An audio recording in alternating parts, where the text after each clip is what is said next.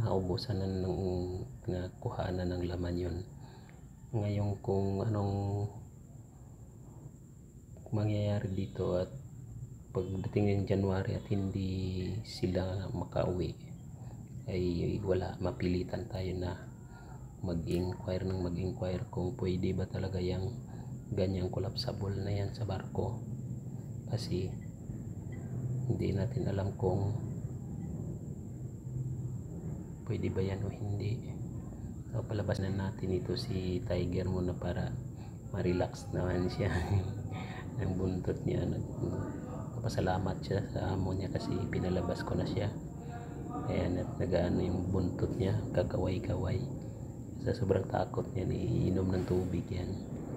Painumin sila ng tubig para hindi siya ma-depress. Kasi mahirap pag ma-depress sila. Mas pati na si Puti, palalabasin ko na rin yan si Puti. Kasi para hindi sila ma-depress. Ang babait ng mga dugis-dugis ko na yan, hindi talaga nangangagat yan. Kaso lang pag is natatakot sila kasi nga tumatalon yan sa gate ang si Tiger at saka yung si Puti. Nagtatandim na silang dalawa na tumatalon sa gate. Matalon maging parang atat na atat lumabas kasi lalo niya mga bata, mayroong mga bata sa labas, inaano pa sila, niluloko, gustong lumabas, tumatalon. Yan, si Tiger is pagkalagala na si Tiger, hindi naman siya na pag nandyan naman kasi ako, hindi naman siya na tatakot kasi kasama naman nila ako. Pero siguro pag hindi ako nila kasama, siyempre matatakot sila yan. Ayan na. Nakaupo at nakahiga na yung dalawang maliit. Nakasya sila. Ayan, kailangan lang is masanay sila para hindi na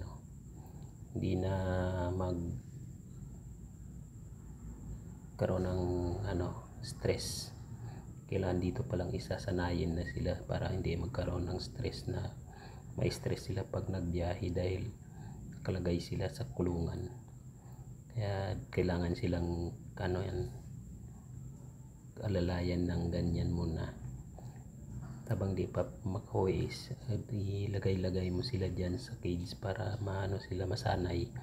Pag nasanay na sila, hindi na sila yan. Palabasin ko muna ito si Puti para hindi siya try ko lang dito sa labas na palabasin siya. Yan, para matuto sila na lumabas. At pagpasok kasi kailang buhatin ko, pero pag palabas pwede na silang tawagin na lang para makalabas. Yan.